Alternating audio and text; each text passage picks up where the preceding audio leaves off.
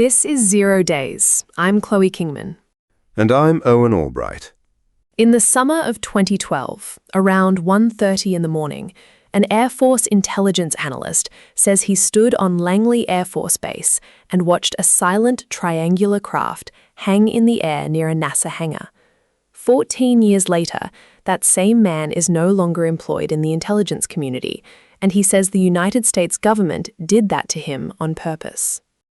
That is the shape of the Dylan Borland story, and it comes in two pieces that do not weigh the same. The claim at the center is a 100-foot triangle. The thing you can put your hands on is a career that came apart. We keep those two in separate boxes for the whole hour. Start with the man, because the record on him is specific and it is checkable.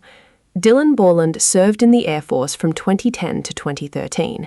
His career field was 1 November 1, geospatial-intelligence, imagery analysis. Stationed at Langley in Virginia from 2011 to 2013, he ran 24-hour operations off manned and unmanned aircraft supporting special operations forces during the global war on terror. That is a real job, and there is a real security clearance sitting behind it. After the service, he moves into the contractor world. Senior analyst at BAE Systems, senior analyst at Intrepid Solutions, video, radar, advanced electro-optical imagery, identifying aerial order of battle. That is the documented spine of his professional life. Military intelligence, then defense contracting. And as of this spring, none of it. He is out of work. He describes himself as blacklisted from intelligence community employment. So the frame the whole piece carries is the distance between a trained analyst's credentials and a man with no job and a story about a triangle over an airbase. This is the claimed layer. So let's take the triangle first, and let's be exact about which tier it lives in. Not documented, claimed by one man on the record under his own name. It hovers within 100 feet of him for several minutes. His account. Summer of 2012, roughly 1:30 in the morning, near the NASA hangar at Langley. An equilateral triangle, about 100 feet on a side. Silent. He describes the surface as fluid, dynamic, like the material was moving. He says it interfered with his phone. Then he says it climbs to commercial jet altitude in a matter of seconds, with no sound, no wind, no kinetic disturbance at all. He lists the observables the way an intelligence analyst would: anti-gravity lift, sudden acceleration, hypersonic velocity with no signature, low observability, trans-medium travel. And that vocabulary matters, because it is the vocabulary of his job. He is not describing lights in the sky. He is describing a flight profile in the language of a man whose profession was identifying what is observed in the air. Which cuts two ways, and we should say both out loud. It is either a trained observer reporting what a trained observer would notice, or a trained observer who knows which words make a sighting sound credible. The account cannot tell you which. No second witness in the public record, no sensor track anyone has released, one man and his description. So the triangle stays in the claimed but uncorroborated box, and it does not move out of it on the strength of how well he tells it. Then the story gets a second layer, and this is the one the intelligence architecture side of my brain sits up for. Borland says that some years after Langley, he was exposed to classified information from what he calls the UAP Legacy Crash Retrieval Program through a sensitive position he held inside a special access program. Read that carefully. He does not name the Special Access Program. He does not name the Crash Retrieval Program. He does not describe the classified material beyond that one phrase. He is telling you a category, not a fact you can go verify. And he says intelligence officers came to him, in his words, in fear for their own careers, describing misconduct inside these programs and the same retaliation he says he was already living through. So we have a claim about a program, sourced to unnamed people, about material he will not describe. As a matter of tiering, that is as far into the claimed layer as it is possible to go. Nothing in it is checkable from the outside. He does not name those officers either. Which is exactly the trap of this subject. The most explosive version of the claim is always the one built entirely out of things that cannot be tested. And the honest move is to name that, not to fill the gap in either direction. Now the retaliation, because this is where documented and claimed start braiding together, and you have to keep pulling them apart. Borland lists specific mechanisms: medical malpractice by Veterans Affairs staff, denial of work he says he performed while enlisted, forged and manipulated employment documents, colleagues told not to speak with him, manipulation of his security clearance records by certain agencies. He adds phishing attacks he attributes to multiple agencies and a counterintelligence polygraph in November of 2024 that he says asked him about his complaint to the Intelligence Community Inspector General. He notes the position he held at the time was entirely unrelated to UFO or UAP matters. Every item on that list is a claim. What is documented is the outcome. He is unemployed, out of the community he built a career in. The mechanisms he describes are his account of why. The state of his career is a fact.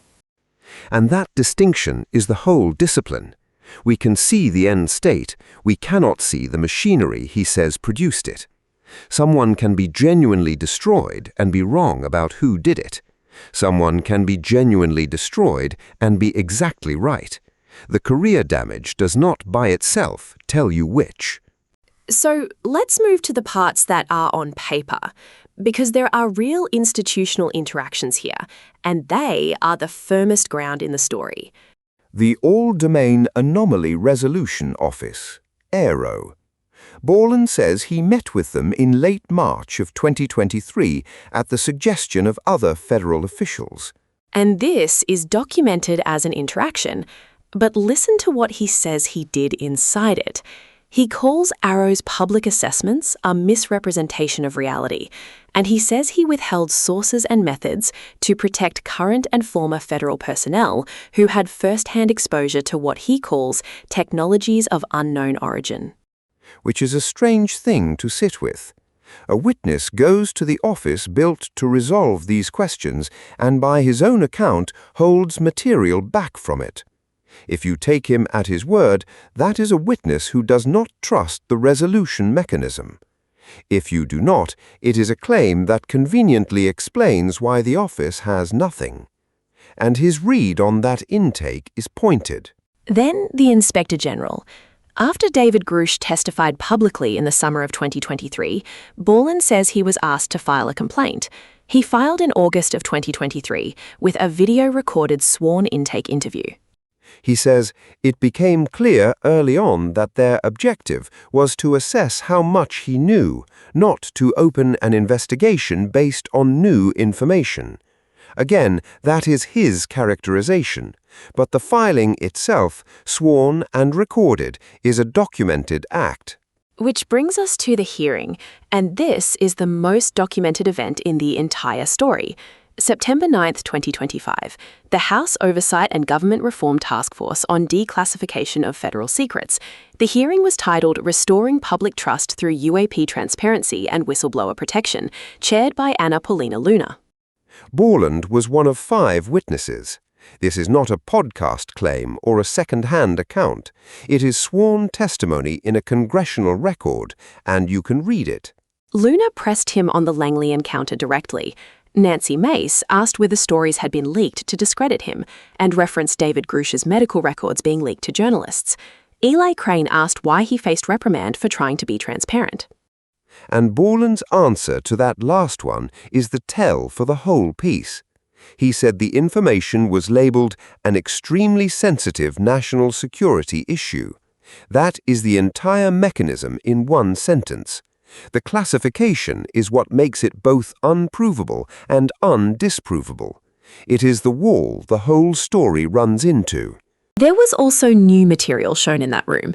Eric Burleson presented previously unreleased footage, an MQ-9 Reaper drone tracking an unidentified orb off the coast of Yemen, a Hellfire missile launched at the object, and the object appears to continue on its trajectory, unaffected. Luna asked the witnesses if that footage alarmed them. Most of them said yes.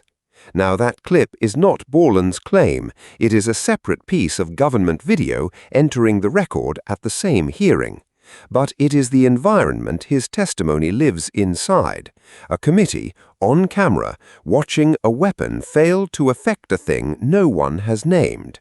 Then October of 2025, Borland sits for a two-part interview on Weaponized, the podcast from Jeremy Corbell and George Knapp, and the claims widen considerably. He describes an ongoing plan to shoot down UAPs. He says some of them resembled, in his phrase, flying propane tanks. He describes methods used to keep legacy UAP programs outside the reach of congressional oversight. A system where, in his description, people did not want to stay but could not leave, maintained through intimidation, excessive surveillance, death threats, economic blackmail. And he describes a human system inside those programs. And that is a serious allegation about the architecture of a secret program made in an unsworn setting. Compare that to the hearing. Some of what Borland says is under oath in front of Congress. Some of it is on a podcast. The tier is not just documented versus claimed, it is also where he was standing and what he was standing under when he said it. Which brings us to the name this episode is built around, Project Rubik's Cube. And here is the strange, precise fact of it. As of when the piece was written, that name exists as one thing only, a phrase spoken on camera. Walk through exactly how it surfaced, because the how is the whole story. May 16, 2023. A clip from a YouTube exchange between Jeremy Corbell and Borland. Corbell asks him, and I am quoting the question, "Have you ever testified to the Inspector General about a UAP program containing UAP called Project Rubik's Cube?" And Borland's answer is not yes, and it is not no. He says, "I am not in a SCIF, I am not going to." A SCIF being a secure compartmented facility, the kind of room where classified conversation is allowed. And then the clip cuts. So take inventory of what that name is. There is no government document that references it. No FOIA request has returned it. No congressional record contains it. No second witness has confirmed it.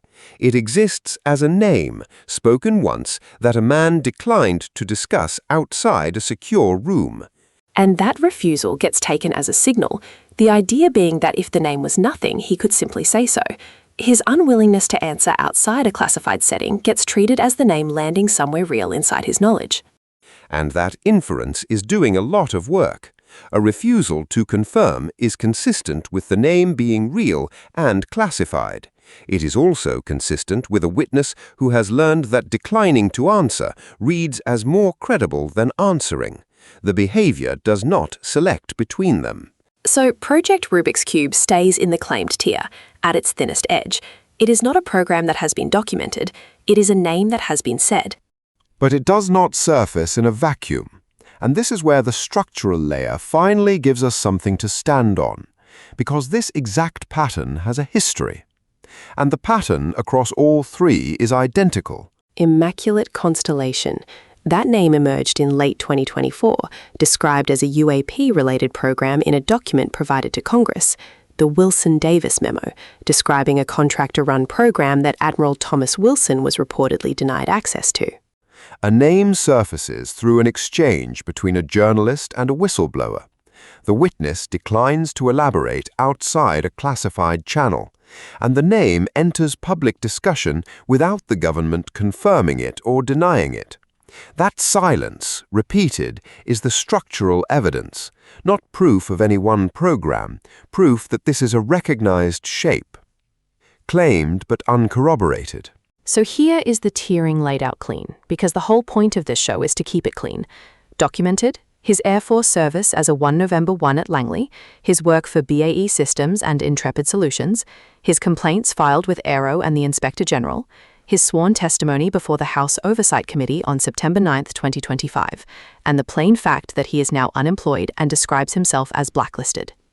The Langley encounter itself, the Special Access Program exposure to a crash retrieval effort, the specific mechanisms of retaliation, the existence of the programs he says he saw, and Project Rubik's Cube as an actual program designation rather than a spoken name.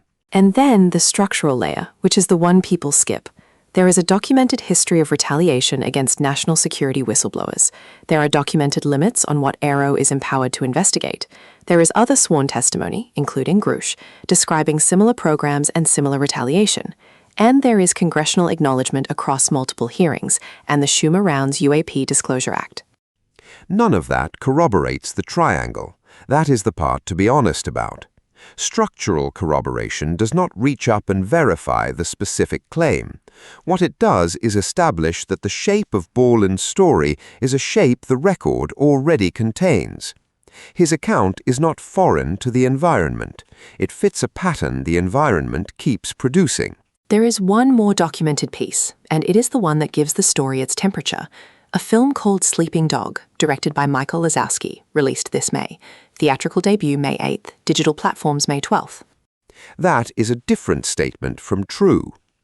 Its subjects are a roster of the whole field: Borland, Bob Lazar, David Grusch, Commander David Fravor, George Knapp, the astronaut Edgar Mitchell, Colonel John B. Alexander, and the director said something about the production that is hard to put down. He said he recorded a contingency video in case something happened to him during filming. And Corbell framed the film's release as a form of protection for Borland, the logic being that if the information a person holds is already public, the incentive to silence him goes down. Publicity as a survival strategy. He said at a certain point it became a real-life horror film. If you have followed this show, you have heard that before. It is the move Amy Eskeridge described in her own words: build the thing in the open so someone notices if something happens to you. That is not a quirk of personality. It is what people do when they believe they are exposed and do not trust the institution above them. Whether the threat is real or believed, the behavior is the same. So where does that leave the record on Dylan Borland? The verifiable part is narrow and it is solid. A career in intelligence, a career in contracting, complaints on file, sworn testimony, and a man now on the outside of all of it. And the unverifiable part is nearly everything that would turn the narrow record into a case: the craft, the program, the retaliation as cause rather than as coincidence, the name he would not say outside a secure room. The article that this comes from puts the two live possibilities side by side, and it refuses to pick, and that refusal is the correct move. Either Borland is telling the truth, in which case the government has spent more than a decade dismantling a veteran's career to protect a program it will not admit exists. Or he is not, in which case the House Oversight Committee has been taking sworn testimony from a man whose claims come apart under scrutiny that no one has yet applied. And that is the sentence that should bother everyone equally. No one has applied it, not to confirm him, not to break him. The scrutiny simply has not happened in either direction. So the open question is not whether we believe him. We cannot settle that from here, and the show that told you it could would be lying to you. The open question is why a name spoken once on camera and refused outside a secure facility has generated this much gravity while remaining in no document anyone can pull. What would corroborate any of it? A second witness to the Special Access Program, a single record that carries the name, a forensic reading of the retaliation he describes. Any of those would move a claim into a higher tier. And the fact that none of them has arrived, 4 years and 1 sworn hearing later, is either the sign of a program working exactly as designed or the sign of a claim that never had a document under it. Both of those are worth investigating. That is the whole point. Neither one has been. One analyst, one triangle he says he saw, one name he will not say in the open, and a record that so far has been left to sit exactly where he left it. Full sourcing and citations are in the article at strangerthanfiction.org. The link is in the description.